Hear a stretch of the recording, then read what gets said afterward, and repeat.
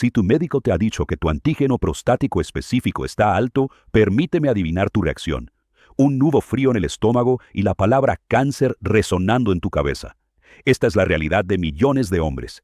El análisis de sangre del antígeno prostático específico, conocido como PSA, se ha convertido en una fuente de ansiedad masiva e innecesaria. Lo primero que debes saber, y permíteme asegurarte de esto, es que un número elevado de PSA no es, por sí solo, una sentencia. De hecho, la gran mayoría de los hombres con un PSA alto no tienen cáncer de próstata. La clave no está en el número bruto, sino en el contexto y las métricas secundarias que tu médico quizás no está evaluando correctamente. Hoy vamos a desmantelar el pánico. Te voy a mostrar las 4 métricas prostáticas que son realmente críticas. ¿Por qué la mayoría de los PSA altos son causados por cosas inofensivas?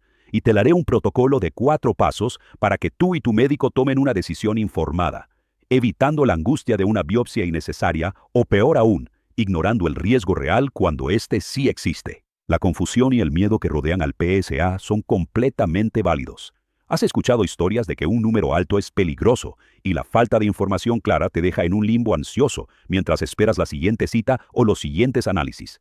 Te sientes frustrado porque un simple análisis de sangre parece tener tanto poder sobre tu paz mental. Pero aquí viene la validación. Esta ansiedad es un costo innecesario que pagamos por una prueba que se aplica sin la debida interpretación. El problema real no es el análisis, sino el miedo que provoca el no saber que el PSA es simplemente un marcador de actividad prostática, no de malignidad. Ignorar las métricas secundarias te condena a un camino de pánico. Por otro lado, si entiendes estas métricas, puedes evitar procedimientos invasivos, como la biopsia, que conllevan riesgos y no son necesarios en muchos casos. El PSA es una herramienta poderosa cuando se usa correctamente y vamos a enseñarte a hacerlo. Para entender por qué el PSA sube, primero debemos entender qué es la proteína antígeno prostático específico. Es una proteína producida exclusivamente por las células de la próstata. Su función es ayudar a licuar el semen, haciéndolo más fluido. Piensa en el PSA como si fuera el aceite lubricante de tu motor prostático.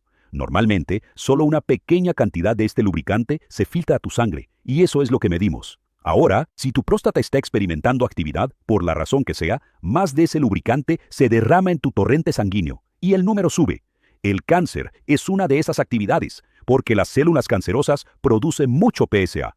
Pero, escúchame bien, la hiperplasia prostática benigna, que es el crecimiento normal de la próstata con la edad, la prostatitis, que es la inflamación o infección, el coito reciente, el ciclismo intenso, o incluso un examen rectal reciente, todos esos también provocan un derrame. El PSA es como un detector de humo. Te dice que hay humo en la casa, pero no te dice si es un incendio forestal o simplemente que quemaste una tostada. Nuestro protocolo se centra en diferenciar la tostada quemada del incendio forestal. El secreto para desarmar la ansiedad del PSA alto reside en no centrarse solo en el número total, sino en estas 4 métricas clave. Aquí tienes el protocolo de interpretación, jerarquizado de la más importante a la menos importante. El primer paso es evaluar la relación de PSA libre sobre PSA total. ¿Qué es? El PSA que flota en tu sangre puede estar unido a otras proteínas. Eso es el PSA total. O puede estar flotando libremente. ¿Por qué es vital? El PSA que está ligado a otras proteínas es más característico de procesos benignos como la inflamación. El PSA que está libre es el que suele ser más característico del cáncer. Un porcentaje de PSA libre bajo, generalmente menos del 10% en el rango de preocupación, indica una mayor probabilidad de malignidad, porque hay menos PSA bueno flotando libre. Por el contrario, un PSA libre alto, por encima del 25%, es un fuerte indicador de que la elevación es probablemente benigna. ¿Cómo y cuándo? Si tu PSA total es alto, pídele a tu médico que ordene inmediatamente la prueba de PSA libre. Este es tu paso de máxima prioridad. El segundo paso es la densidad del PSA, o PSAD. ¿Qué es? Es la relación entre la cantidad de PSA en tu sangre dividido por el volumen de tu próstata. ¿Por qué es vital? Si tu próstata ha crecido, lo cual es normal después de los 50 años, naturalmente producirá más PSA. El número de PSA total sube simplemente porque el órgano es más grande. La densidad de PSA ayuda a normalizar este crecimiento. Si tu densidad es alta, por encima de 0.15, es más preocupante, ya que significa que la próstata está produciendo más PSA del que corresponde a su tamaño. ¿Cómo y cuándo? Para calcular esto, necesitas una ecografía para medir el volumen de tu próstata. Si tu PSA total sigue siendo alto a pesar de un PSA libre tranquilizador, este es el siguiente paso. El tercer paso es la velocidad del PSA o PSA-B. ¿Qué es? Es el ritmo al que aumenta tu PSA a lo largo del tiempo, generalmente midiendo el cambio en un periodo de 2 años. Porque es vital, una elevación rápida es más preocupante que un número alto que ha sido estable durante años. Si el PSA sube más de 0.75 nanogramos por mililitro en un solo año, esa velocidad es un factor de riesgo.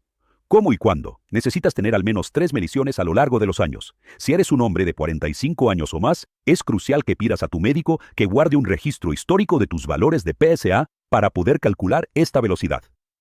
El cuarto paso es el manejo de factores no cancerosos. ¿Qué es? Son acciones simples para reducir la inflamación temporal que eleva el PSA. ¿Por qué es vital? Estos factores son la causa más común de elevación. El ejercicio intenso, especialmente el ciclismo, y la actividad sexual elevan temporalmente el PSA al crear presión o contracción muscular. Una infección prostática eleva el PSA dramáticamente. ¿Cómo y cuándo? Si tu PSA es alto, debes evitar el psiquismo, la eyaculación y cualquier manipulación prostática por al menos 4 a 6 días y retestear. Si existe sospecha de infección, tu médico puede darte un breve tratamiento antiinflamatorio para ver si el número baja. Mientras navegas por este proceso, hay 3 errores comunes que debes evitar. El primer error es ponerte en pánico y aceptar una biopsia inmediatamente. Muchos urólogos recomiendan una biopsia al ver un PSA alto, digamos, por encima de 4. La consecuencia es que te expones a los riesgos de la biopsia, como infecciones o sangrado, cuando la elevación podría haberse explicado por el PSA libre o el tamaño de tu próstata. La corrección es, insiste en la prueba de PSA libre y la ecografía de volumen prostático antes de aceptar una biopsia. El segundo error es no informar de actividades que elevan el PSA. Si tuviste una sesión intensa de ciclismo o eyaculaste el día antes de la prueba, la lectura será artificialmente alta. La consecuencia es que la elevación de PSA te obligará a seguir un camino de pruebas innecesarias. La corrección es, abstente de toda actividad sexual y ejercicio vigoroso por al menos 3 días antes de la extracción de sangre. El tercer error es no retestear el PSA después de un periodo de desinflamación. Si tu PSA sale alto, muchos hombres asumen que el número es fijo. La consecuencia es que no le das tiempo a tu próstata para que se calme de una posible inflamación subclínica. La corrección es, después de obtener una lectura alta, tómate un periodo de 4 a 6 semanas para tomar antiinflamatorios naturales como la cúrcuma. Evitar los irritantes dietéticos y retestear. La baja de PSA en el segundo test es a menudo el resultado más tranquilizador de todos.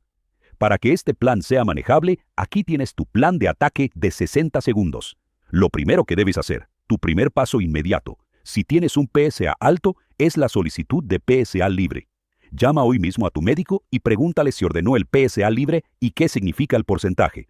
Una vez que este paso esté en marcha, añade el siguiente componente, la abstención de ejercicios y eyaculación por los siguientes 3 días. Recuerda, la recapitulación condensada del protocolo es PSA libre, después la densidad, luego la velocidad y finalmente corregir los factores externos.